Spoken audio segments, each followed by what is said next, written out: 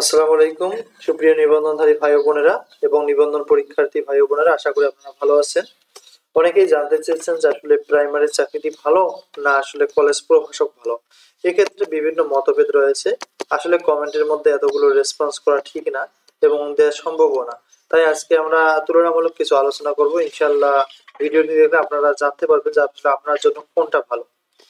প্রাথমিক সহকারী শিক্ষকের মূল বেতন হচ্ছে 11,000 টাকা, বাড়ি ভাড়া 4,950, মেডিকেল হচ্ছে 1500, টিফিন হচ্ছে 200, সন্তান হচ্ছে 1,000 টাকা, দুইজন দুই হয়, মোট বেতন হচ্ছে 18,650 টাকা। হচ্ছে প্রাইমারির ক্ষেত্রে সহকারী শিক্ষক, সরকারি প্রাইমারি ক্ষেত্রে 12 মাসে মোট টাকা পাবেন 2,23,800 টাকা।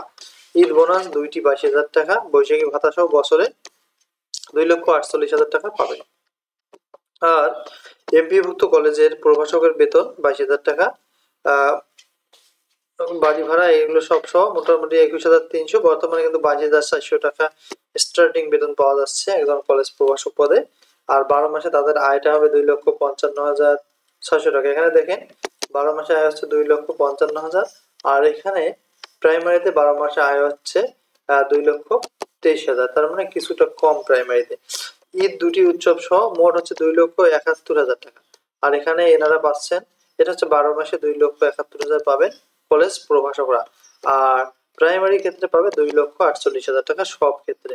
তাহলে আমরা বুঝলাম এক্ষেত্রে অধিকাংশ কলেজ থেকে মাসিক সম্মানী দেয় 5-10,000 টাকা, তবে খুবই কম, নগণ্য। এটা অধিকাংশ বলা যাবে না, এটা খুবই কম।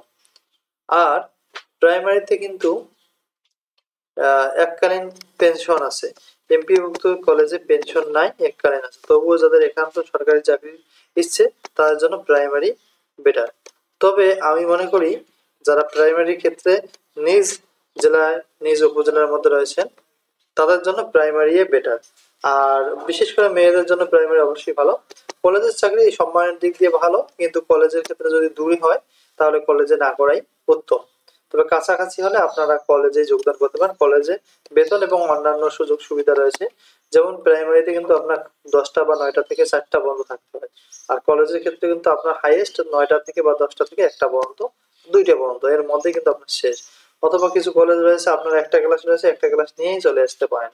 এগুলো হচ্ছে সুযোগ সুবিধা। তা আশা করি আপনারা ভালোভাবে বুঝতে পারছেন বিষয়গুলো। আর যদি আমাদের তথ্যগুলো ভালো লাগে আমাদের চ্যানেলটি সাবস্ক্রাইব করবেন। আসসালামু আলাইকুম।